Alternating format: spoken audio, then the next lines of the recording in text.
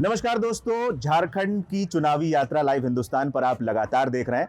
हटिया विधानसभा में मैं घूम रहा हूं और लगातार लोगों के मुद्दे, किस मुद्दे पर लोग इस बार हटिया विधानसभा में खासतौर पर वोट डाल रहे हैं, किन किन प्रत्याशियों के बीच मुकाबला देखने को मिल रहा है। मुख्यतः दो प्रत्याशी हैं और बीजेपी और कांग्रेस के बीच ही है। अजय नाथ शाहदेव कांग्रेस से इस बार भी चुनाव लड़ रहे हैं और इसके अलावा नवीन जायसवाल जो बीजेपी से इस बार ताल ठोक रहे हैं। मौजूदा विधायक भी हैं। किन मुद्दों पर हम लगातार, इससे पहले आपको हमने पुंदाग आयसम पुंदाग में थे, हम वहां लोगों से बातचीत की, वहां के स्थानीय मुद्दे आपके सामने रखे। अभी मैं मौजूद हूं डोरंडा के दर्जी मोहल्ला में। हमारे साथ कुछ लोग मौजूद हैं, उनके पास जाएंगे।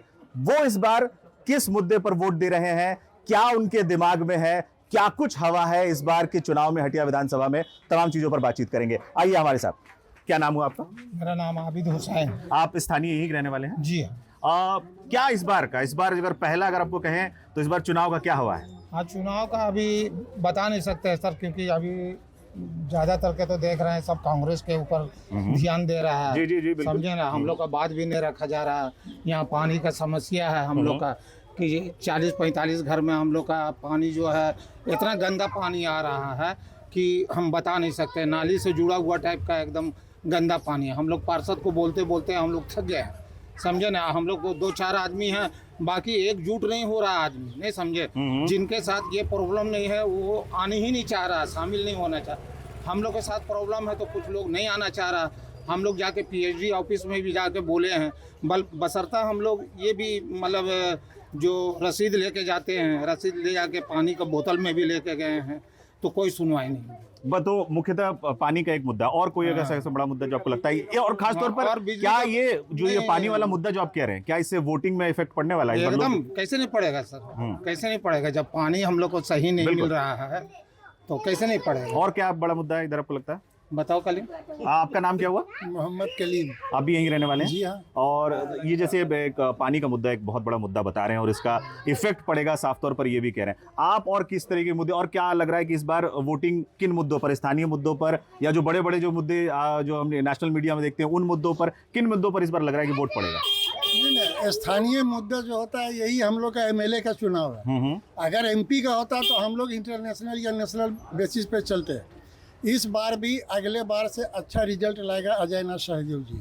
तबर बहुत कम वोट से हारे थे, 5 या 6 हज़ार वोट से। इस बार वैसा उम्मीद नज़र नहीं आ रहा। अब रही बात की उसका एक दो योजना जो है बहुत कामयाब रहा। मैया सम्मान योजना जो औरतों को बहुत माने एकदम 4 चांद लगा दिए हैं, और हमें उम्मीद है कि वही इस बार भी लीड करेंगे। तो मैया सम्मान मतलब वही एक योजना आपको लग रहा है जिसकी वजह से बाकी और भी जो है तमाम? और ऐसा पानी का जो प्रॉब्लम है पूरे मोहल्ले में नहीं है, एक लाइन में ज्यादा है।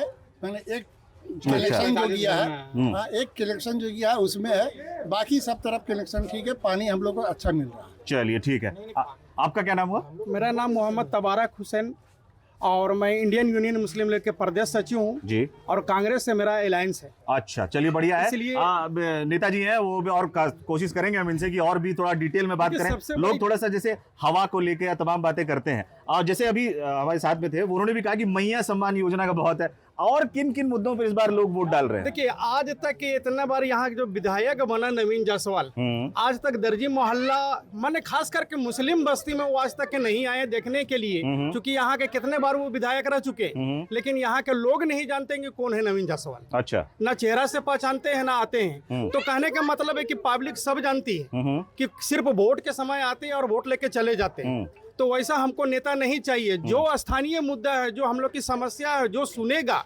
उसी को हम लोग वोट देंगे। अच्छा, और इस बार जाहिर सी बात है कि पूरे पब्लिक, पूरे आवाम का एक रुझान है कि अजय नाथ शाहदेव को वोट देकर भारी से भारी मतों से हम लोग उसको विजय बनाए और अलायंस की सरकार बने, इंडिया गठबंधन की सरकार बने। क्योंकि हिंदू मुस्लिम करके आज को वोट को बांट दिया, बल्कि यहाँ तक के तो रंग को भी आजकल हिंदू मुस्लिम कर दिया गया। नहीं, वो उस पे आते हैं मैम, इसलिए मैं कह रहा था कि नेशनल मीडिया वो तो फिर अलग एक अलग पूरा डिबेट हो चल जाता है। यहाँ हटिया विधानसभा में हिंदू मुस्लिम फिर कैसे फैक्टर है? लोकल मुद्दा अभी जैसे बहुत सा, देखिए कहने का मतलब है ना कि लोकल मुद्दा सबसे बड़ी चीज है कि अभी जैसे मैया सम्मान योजना मिला, बहुत से महिलाओं को मिला, बहुत से महिलाओं को पेंडिंग पड़े हुए हैं। अच्छा। यहाँ से सीओ ऑफिस जाइए तो वो टाल देते हैं कि डीसी ऑफिस जाइए, डीसी ऑफिस जाते हैं तो बोलते हैं सीओ ऑफिस का प्रॉब्लम है। अच्छा। मैंने कुल मिला के इतना परेशान हुआ पब्लिक मैया सभा औरत में लोग भी की। अभी बहुत हाँ, बहुत लोगों को नहीं बहुत मिला है। है, बहुत को बाकी है। करीबन 40 लाख से ज्यादा दावा करते हैं हेमंत सोरेन की वो दिए नहीं हैं मिला झारखंड है को। उसमें, अब 40 लाख मिला है, लेकिन उसमें भी बहुत सा के अभी पेंडिंग पड़ा हुआ है। जैसे मैं खुद बता रहे हैं मेरी वाइफ की,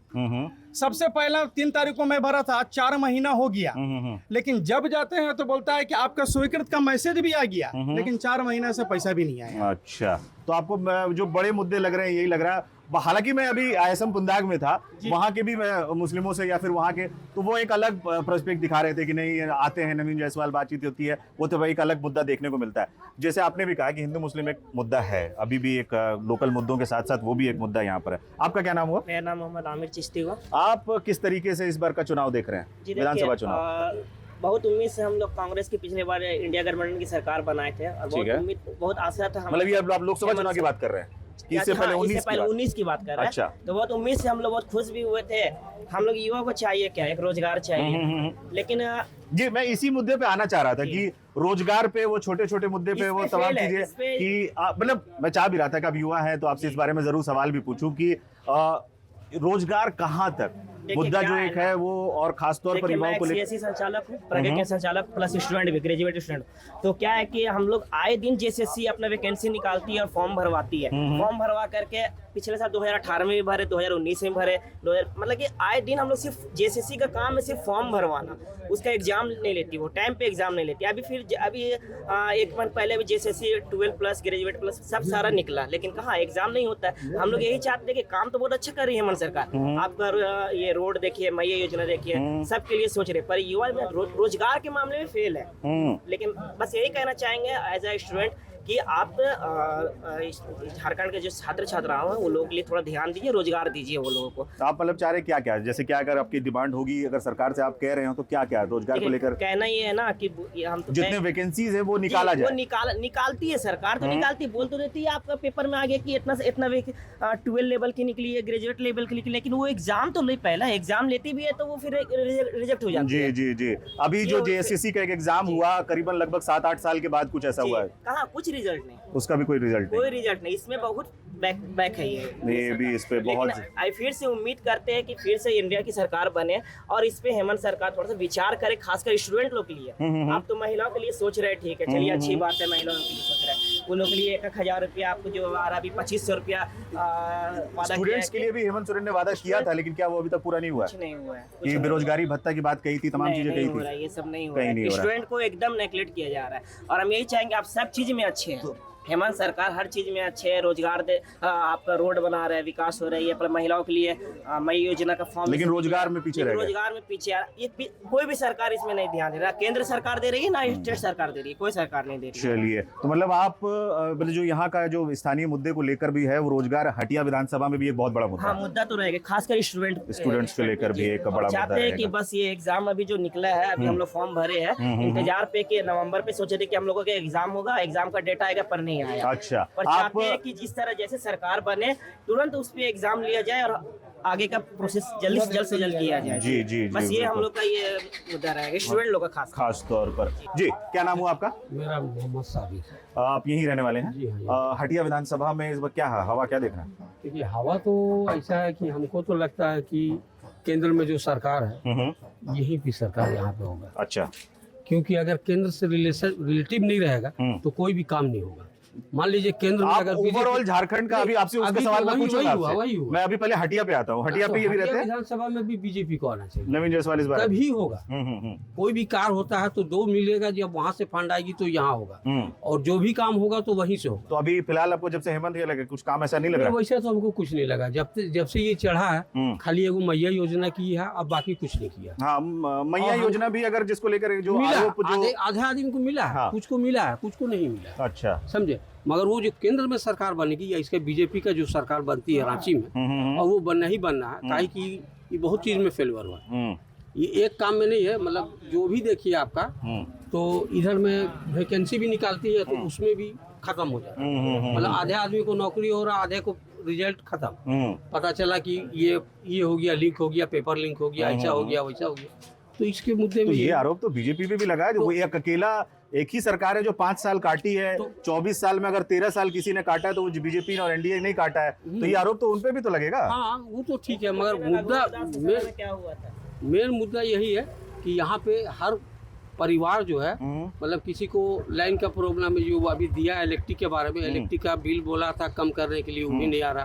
और हम लोग का इलेक्ट्रिक का बिल किसी के ज़्यादा आ जा रहा है, बहुत सा का आ जा रहा है। तो मीटर जो लगा हुआ आपका नेट वाला लग गया, तो इसके लेकर के थोड़ा परेशानी है। तो लोग इस बार मतलब क्या, जैसे बीजेपी का आप नाम ले रहे हैं कि आप, लेकिन क्या मुद्दे आपके हिसाब से, अगर मैं 2-3 मुद्दे बोलो, रोजगार एक जो रोजगार है, निकल के सामने आया, एक बिजली माफी के लोग बात निकल कर आए, मैया योजना को लेकर कह रहे हैं कि लोग कुछ खुश हैं और कुछ नाराज हैं कि किसी को नहीं मिला, और क्या आपका हटिया विधानसभा में अगर मान लीजिए मुद्दा अगर सही रहा, कार्य अगर सही करेगा तो जीत सकता है, कोई दिक्कत नहीं। मगर अभी तो हमको तो आपको लग रहा है कि बीजेपी का आवाज साफ तौर पर नजर आ रहा है, आपको भी नहीं? सरकार बन जाएगी। चलिए, और एक सवाल, जब आप शुरू किए ही आपने, तो एक सवाल आपसे, ओवरऑल अगर झारखंड अगर निगाहें रखते हो तो झारखंड में क्या लग रहा है इस बार? झारखंड की ही तो बात कर रहे हैं। नहीं, मतलब हटिया से निकल के अगर पूरे, अगर क्या हेमंत की या फिर उसमें भी आप एनडीए देख रहे हैं? नहीं, संथाल में अगर संथाल परगना में होगा तो वो तो अलग की बात है, वहाँ तो हो जाएगा। ठीक है, मान लीजिए बाकी लेकिन रांची में आप काके हो गया, रांची हो गया, हटिया, इनमें आप तमाम एनडीए देख रहे हैं? एनडीए आएगा। अच्छा, चलिए, क्या नाम है आपका? मुश्ताक अहमद। यही आप लोकल रहने वाले हैं यहाँ के? जी हाँ, हम पुंदा के रहने वाले। क्या कहेंगे इस बार हटिया विधानसभा को लेकर, क्या कुछ कहेंगे इस बार? इस बार यहाँ चुनाव में दो नेता के बीच में मुख्य लड़ाई है। एक तो नवीन जायसवाल है और दूसरा अजय नाथ सहदेव हैं, और बाकी और सारे भी कैंडिडेट हैं, लेकिन मेन लड़ाई यही दोनों में है। अच्छा, और इन्हीं दोनों में से कोई भी एक जीतेगा। चर्चा तो ये भी थी कि अजय नाथ सहदेव बीजेपी रांची जाके सकते हैं, फिर अन्य मौके पर फिर यहाँ पर, तो किस अजय नाथ सहदेव और मतलब मुख्य मुकाबला बीजेपी और कांग्रेस के बीच ही है? जी हाँ। अब वो मुद्दा जो अभी आप बोल रहे हैं, वो पता नहीं वो अफवाह था या हकीकत था, वो हम लोग उतना गहराई पे जाना भी नहीं चाहते हैं और उतना हम लोग को जानकारी भी नहीं। लेकिन फिलहाल अभी यही दोनों के बीच में मुकाबला है। और हमारे गांव में तो ऐसे बहुत सारी समस्याएं हैं। हम लोग का रोड नाली का समस्या है सबसे बड़ा, जो कि एकदम चौक चौराहे पर है। आप अरगोड़ा चौक से पुंदाग आइए तो आपको सिर्फ नाली और गंदा पानी का ही स्वागत होना है।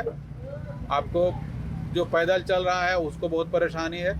तो मेन मुद्दा ये सब है, विकास की राजनीति। मौजूदा जो विधायक हैं आपके या थे जो थे, वो किस तरीके का, क्या उनके काम को लेकर कितने यहाँ के लोग आश्वस्त नजर आते हैं, या फिर नवीन जायसवाल जी भी काम अच्छा ही करते हैं, सभी काम बेहतर ही होता है। लेकिन ये जो काम है जो नाली वाला है, मैं उनको अक्सर देखता हूँ यहाँ से आना जाना करते हुए, लेकिन ये वाला जो नाली वाला जो मैं बतला रहा हूँ वो अभी तक दूर नहीं हो सका है, जबकि वो 1 साल से ज्यादा हो गया, ज्यादा हो चुका। एक जो समझना चाहूंगा मैं आपसे ही कि ये खासतौर पर आईएसएम पुंदाग का जो ये पूरा इलाका होता है, मुस्लिम आबादी ठीक ठाक है, एक वो जो वोटिंग की संख्या में जो नजर आता है जो साफ तौर पर। अगर आपसे ये भी पूछूं कि मुस्लिम आबादियों की किस तरह का रुझान इस बार है? देखिए, अभी तो हिंदुस्तान की राजनीति ही कुछ इस तरह से हो गई है कि मुस्लिम कांग्रेस की तरफ चला गया, जेएमएम की तरफ चला गया, बाकी अदर कास्ट सारे लोग बीजेपी की तरफ चले गए। मेन मुद्दा तो अभी यही बन गया है एक तरह से। तो नाली वाली का जो मुद्दा कह रहे हैं, फिर वो तो फिर रहेगा नहीं, फिर ये लेकिन जो मौजूदा विधायक रहेंगे, हम तो उम्मीद उन्हीं से करेंगे ना।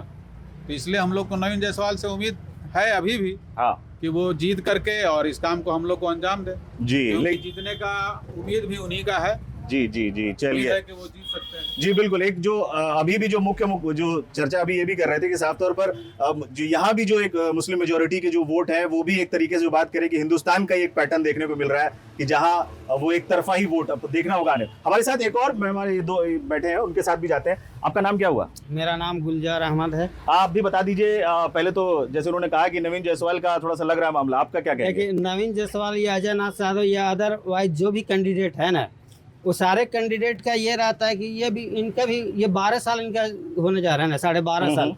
ये शुरू में जब आंसू में थे तो आंसू के द्वारा सुदेश महतो का प्रेशर में काम करते थे ना, लेकिन जब से ये बीजेपी में गए हैं, हम उनको खुद डायरेक्टली बोले थे नवीन को, है ना, कि आप ये नाली वाला काम है, कम से कम उसको करवा दीजिए। तो ये मेरा फंड से नहीं है, तो हम बोले कि आप विपक्ष में है ना, तो जब आप विपक्ष में है, आप सरकार में सारे मुद्दा उठा सकते हैं, तो एक नाली का मुद्दा आप नहीं उठा सकते हैं कि उठाने का पावर है ना, आप उसको फंड ले सकते हैं। तो खाली विपक्ष में खाली हिंदू मुस्लिम की राजनीति से देश नहीं ना चलेगा।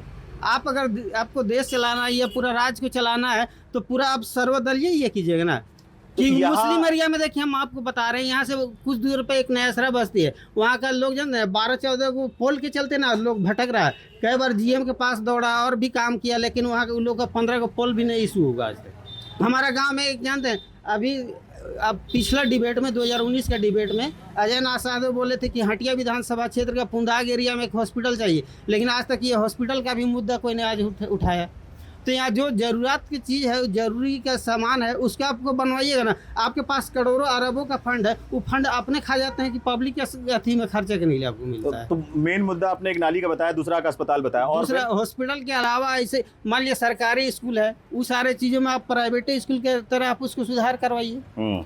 आप मान लिए आपके पास सारा योजना है, तो योजनाओं में सिर्फ खाली दिखावा है कि आप अपने खाली 4 गो स्कॉट में चलिए, पब्लिक देखेगा कि मंत्री और विधायक जा रहा है। आप पब्लिक का भी तो कुछ समस्या को उठाइएगा।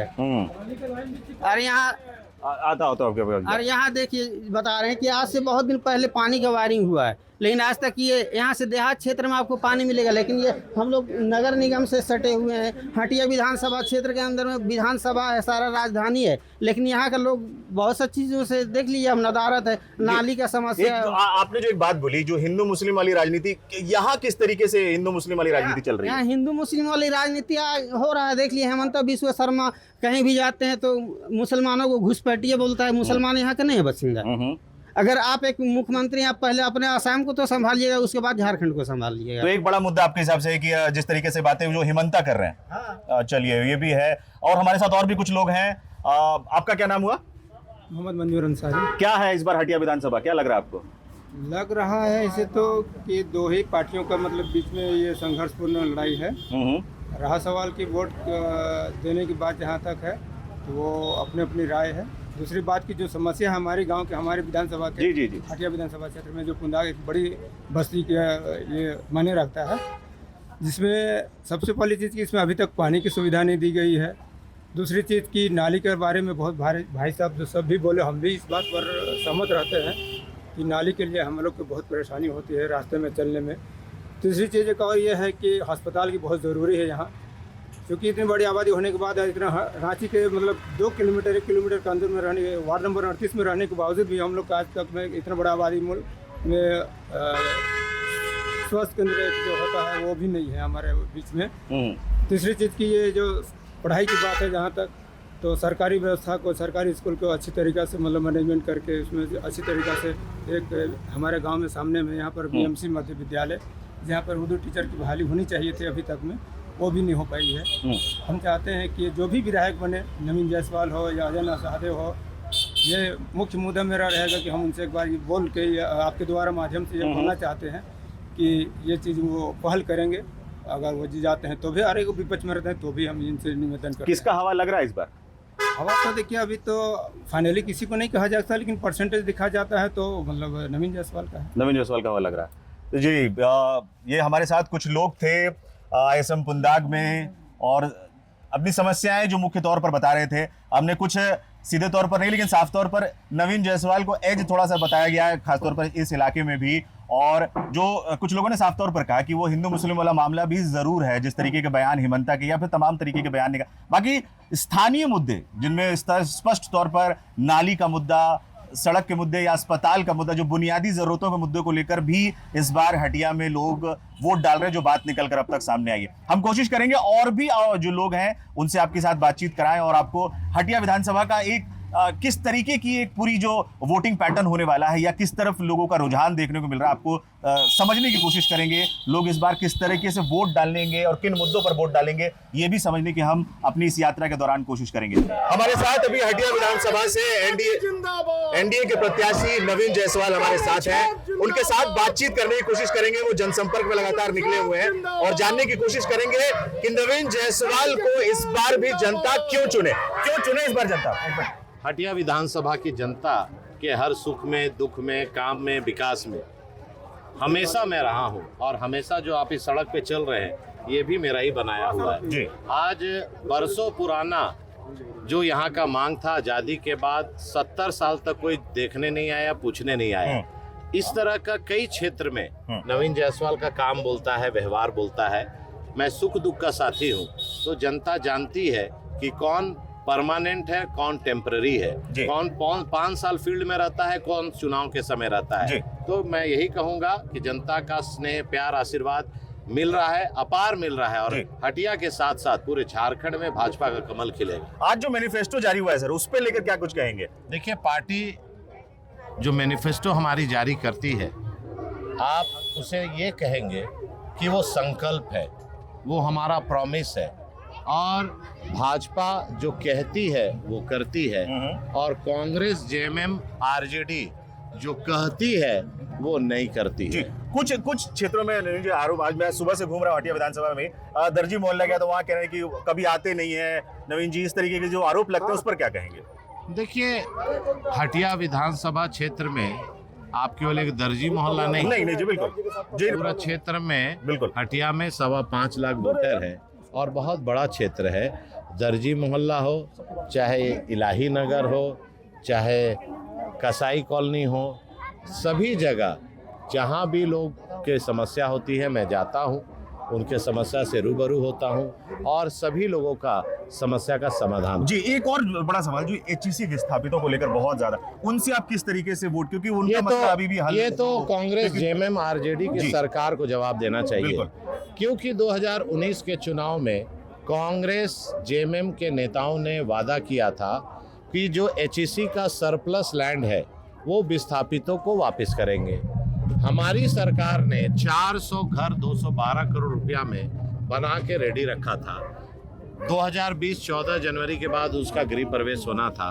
रघुवर दास जी ने कमिटमेंट किया था और वो घर बन के कंप्लीट है, और कांग्रेस ने प्रलोभन दिया था कि जमीन सरप्लस लैंड वापस करेंगे। अब वहाँ के विस्थापित जमीन के आस में इंतजार करते रहते हुए 5 साल बीत गया, ना जमीन मिला, ना घर मिला, वही हाल हो गया, ना घर के ना घाट के। तो आप उनसे अगर क्या कुछ अपील, क्या आप अगर वोट मांगने तो जाएंगे ही? कांग्रेस, जेएमएम ने जो वादा किया धोखा दिया, चाहे युवा को नौकरी देने की बात हो, चाहे नौजवानों को बेरोजगारी भत्ता देने की बात हो, चाहे महिलाओं को 2000 रुपया चूल्हा खर्चा देने की बात हो। इतना कोविड के समय 2000 की जगह 500 देते भैया 2020 से, कौन मना किया था?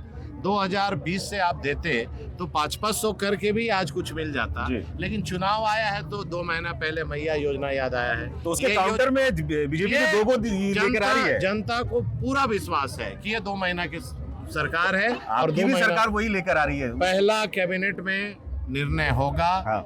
11 तारीख वहाँ फॉर्म में जो आप देखिएगा 11 तारीख फिक्स है। प्रति माह दिसंबर महीना से 2100 सभी दीदी के खाते में जाएगा। चलिए, आखिरी सवाल है, जीत को लेकर कितने आश्चर्य हैं? बस हटिया की जनता चुनाव लड़ रही है और उनका आशीर्वाद मिल रहा है। रिजल्ट नवीन जायसवाल जिंदाबाद, जिंदाबाद, जिंदाबाद, नवीन जायसवाल जिंदाबाद। नमस्कार दोस्तों, आप देख रहे हैं लाइव हिंदुस्तान, और आज सुबह से मैं रांची से सटे हटिया विधानसभा में घूम रहा हूं। लगभग पूरी कोशिश की कि जगह जगह जाऊं, लोगों से बातचीत करूं, यहाँ के प्रत्याशियों से भी बात करूं। आप भी मेरे साथ हैं कांग्रेस के अजय नाथ शहदेव जी, उनसे बातचीत करेंगे। पूरा दिन मैंने इन्हें पकड़ने की कोशिश की, लेकिन पूरे दिन लगातार अभी फिलहाल जाकर मिले हैं, इनसे बातचीत करने की कोशिश करते हैं। सबसे पहले अजय जी, बहुत स्वागत है लाइव हिंदुस्तान में। कैसी तैयारी है?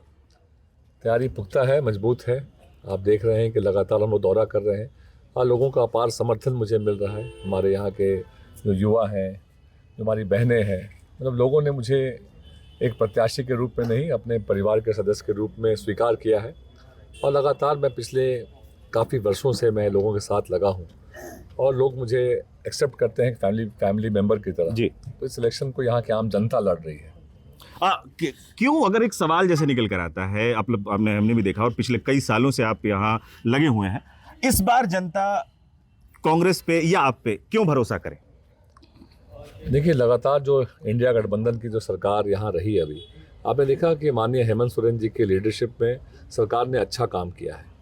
और पहली बार ऐसा हुआ है कि यहाँ बीजेपी के लोग जो हैं, आप देख रहे हैं लगातार 2014 के बाद महंगाई बढ़ रही है और पहली बार किसी सरकार ने, स्टेट गवर्नमेंट ने यहाँ पे बिजली का बिल जो 200 यूनिट तक माफ़ी हुई है, तो इस महंगाई में एक बड़ा हेल्प लोगों को हुआ है। इसके लिए लोग सरकार से भी खुश हैं। मैया सम्मान योजना के तहत जो महिलाओं को पैसे मिले हैं, भले 1000 रुपये मिले हों, लेकिन इससे भी लोग खुश हैं कि डायरेक्टली पहली बार ऐसा हुआ है कि हमारी बहनों को किसी भाई ने तोहफे के रूप में पैसे दिए हैं। और काफ़ी लोग इससे ग्रामीण क्षेत्र में जो लोग हैं काफ़ी खुश हैं, महिलाएं खुश हैं। और जिस तरीके से हेमंत सोरेन जी को फर्जी केसेस में फंसा के जेल भेजा गया था, उसके निकलने के बाद मैंने देखा कि एक सिंपैथी लोगों को है उनके प्रति कि एक लोकप्रिय सरकार को, एक लोकतांत्रिक चुनी हुई सरकार को लोगों ने कोशिश की गिराने के लिए, और उसी के तहत वो साजिश थी। तो इन सब बातों का जवाब इन सब बातों का जवाब जनता देना चाहती है। और हटिया विधानसभा में लोग बदलाव चाहते हैं और हमारे राज्य की सरकार को लोग चाहते हैं कि फिर से सीएम यहाँ पे मुख्यमंत्री हेमंत सोरेन ही बने। और हमारे हटिया विधानसभा में जो विधायक यहाँ पर हैं, कहीं ना कहीं मैं अभी जो घूम के आ रहा हूँ, जो सबसे आप कह सकते हैं इन लोगों का जो मजबूत इलाका है, पूरा चटकपुर, सोंडी, नवा सोसो, पंडरा, तो इन इलाकों में भी लोग कहते हैं कि हमने रोड का नेटवर्क बिछा दिया है। जी जी जी। लेकिन आप लोगों से जाके पूछिए, लोगों से अगर आप देखेंगे तो किस तरह की नारकीय स्थिति में लोग अपने ज़िंदगी गुजारने के लिए गुजार रहे हैं। ना सड़क है, ना नाली है। नाली का पानी जो है, जो धार्मिक स्थल है उसके सामने भी वहाँ जल जमाव हो रहा है। मधुकम की भी यही स्थिति है।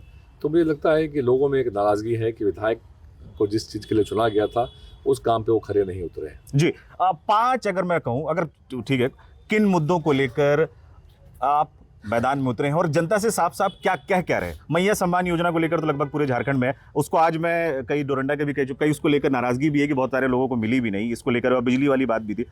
आप किन मुद्दों को लेकर जा रहे हैं? क्या कोई खास ऐसे मुद्दे हैं जिनको लेकर आप सीधे सीधे जनता से क्या कह रहे हैं? देखिए, मैं इन मुद्दों पे इलेक्शन नहीं लड़ रहा हूँ। मैंने तो ये बात कही सरकार को लेकर, सरकार ने अच्छा काम किया है इसमें। हटिया विधानसभा में मेरे लिए ये मुद्दे बिल्कुल ही नहीं है। बिल्कुल, क्योंकि एक विधायक, ये तो सरकार की योजना है, उसका लाभ मिलेगा। एक विधायक जो है, जब हम लोग लोगों से कहते हैं कि हम आपके भाई हैं, आपके परिवार का हिस्सा हैं, तो मैं सच में दिल से मैं हटिया विधानसभा के लोगों को अपने परिवार का हिस्सा मानता हूँ। उनको आगे बढ़ाने के लिए मैं संकल्प लिया है, तो उस पर हम ईमानदारी से आगे बढ़ रहे हैं। इस क्षेत्र के लोगों को आज के दिन में जो युवा हैं, उनको बेरोजगारी की जो समस्या है, लोग प्राइवेटली जब भी बात करते हैं वो रोजगार की बात करते हैं। उन्हें रोजगार चाहिए, रोजगार के अवसर इस क्षेत्र में, हटिया विधानसभा राजधानी का हिस्सा है, लेकिन यहाँ पे नए जॉब क्रिएशन हो इसके लिए किसी ने प्रयास नहीं किया है, यहाँ के विधायक ने भी नहीं किया है। मैं उनके लिए नए जॉब्स क्रिएट हों इसके लिए काम करूँगा। इस क्षेत्र में एक हॉस्पिटल नहीं है, आज रिम्स और सदर हॉस्पिटल सब शहर के उस हिस्से में है। रातू, नगड़ी, पंडरा, HEC के लोग जो हैं वो आज भी परेशान रहते हैं। तो इस क्षेत्र में एक हॉस्पिटल खुलना चाहिए, एक बड़ा अस्पताल। इसके अलावा जो कम्युनिटी हेल्थ सेंटर होता है ब्लॉक में, उसकी स्थिति को भी एक विधायक अगर चाह ले तो सुधार सकता है, बेहतर कर सकता है। मेरा ये प्रण है कि इस क्षेत्र के लोग जो हैं मामूली बीमारी में भी अगर जाएं तो उन्हें पैसे खर्च नहीं करने पड़े, ये मेरा प्रयास रहेगा। इसके अलावा जो गवर्नमेंट स्कूल है, इसको और बेहतर करने के लिए मेरा प्रयास रहेगा। हर पंचायत में, जिस भी गांव में आप जाएंगे, आप देखेंगे वहाँ के जो बच्चे हैं वो जहाँ पढ़ाई कर रहे होते हैं, जनरली चौकी में बैठ के पढ़ाई करते हैं। उसी के बगल में उनकी माँ खाना बना रही है, तो वहाँ पे कोई अगर बुजुर्ग हैं उस घर के, तो वहाँ रह रहे हैं, किसी से बात कर रहे हैं, वो डिस्टर्ब भी होते हैं पढ़ने में।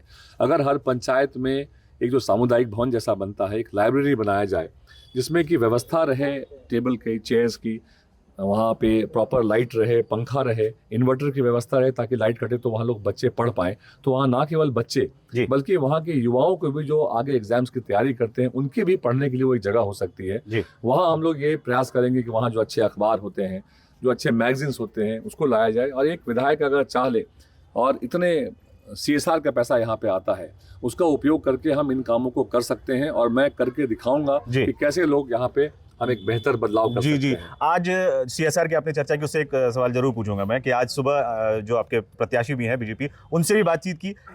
HEC के विस्थापितों का जो मुद्दा है वो ऐसा तो है नहीं कि आप उनसे वोट मांगने के लिए तो जा ही रहे हैं, क्या उनसे कह रहे हैं? क्योंकि जो मैंने नवीन जायसवाल से पूछा, उन्होंने साफ तौर पर ये कहा कि वो JMM और कांग्रेस ने उनको सपने दिखाए और उन्होंने उनको धोखा दिया है। ये सवाल आप मुझसे मत पूछिए, उन्होंने साफ तौर पर ये कह दिया।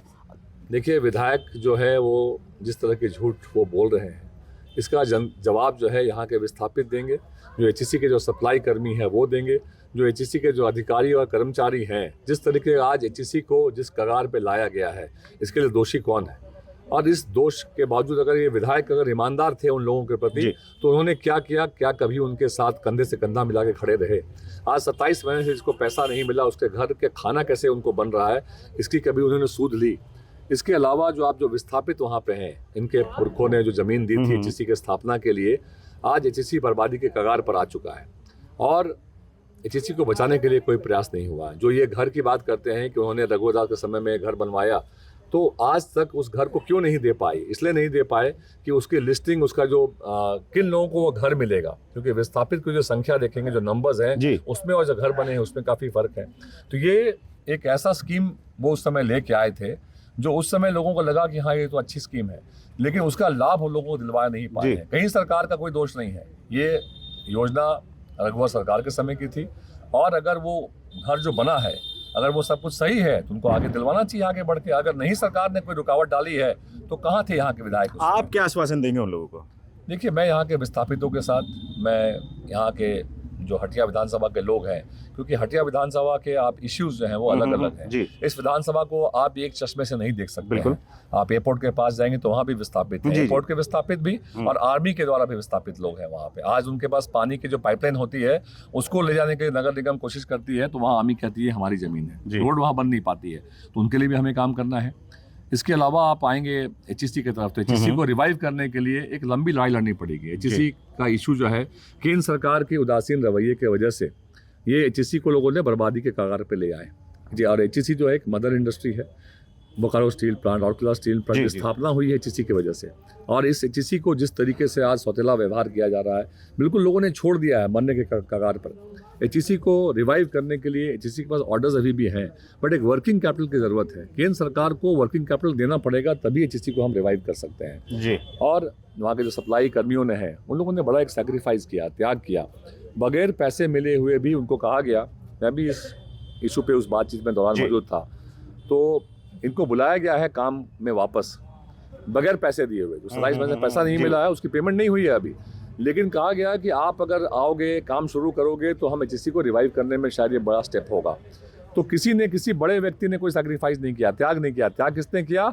उस मजदूर ने किया जो अभी भी पैसे के बगैर वहाँ काम करने के लिए खड़ा है। तो ये एक बड़ी बात है। मैं ऐसे सभी लोगों के लिए खड़ा हूँ जिनको मेरी ज़रूरत है, उनके साथ इस लड़ाई में। अगर लोग मुझे विधायक चुनते हैं, इन सारे इश्यूज़ पे जब तक रिजॉल्व नहीं हो जाता है, मैं उनके साथ खड़ा हूँ। और आप देखेंगे कि हटिया विधानसभा में कोई ऐसा व्यक्ति विधायक बनेगा जो इस इश्यूज़ पे, कोर इश्यूज़ पे खड़ा है, तो ये सॉल्यूशन भी निकलेंगे। इसके अलावा यहाँ पे जो मैंने आपको शिक्षा की बात कही, मैंने स्वास्थ्य की बात कही, जब हम बुनियादी बातों को लोग कहते हैं, लोगों को, एक आम आदमी को क्या चाहिए कि उसको वहाँ पे आने की सड़कें बन जाए।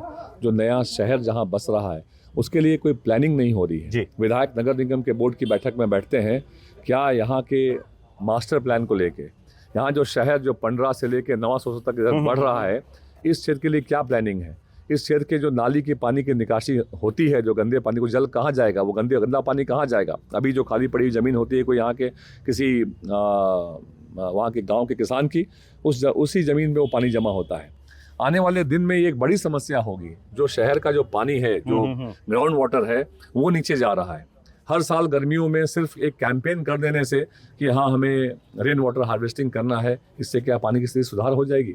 हमें इसके लिए बहुत वॉर फुटिंग पे काम करने की ज़रूरत है। मैंने इसलिए पहले कहा कि नागरिक सुविधाओं का भी अभाव है, इस शहर को एक प्लानिंग की भी ज़रूरत है, और जो रातू और नगरी के क्षेत्र में जो डेवलपमेंट हो रहा है उसके लिए भी हमें एक प्लान करने की ज़रूरत है कि शहर का डेवलपमेंट हो रहा है, लेकिन आगे आने वाले 50 सालों में वो एक स्लम के रूप में डेवलप ना हो जाए, तो इसके लिए भी हमें काम करने की ज़रूरत है और प्लान की ज़रूरत है। जी बिल्कुल। एक और सवाल, आखिरी कुछ सवाल है।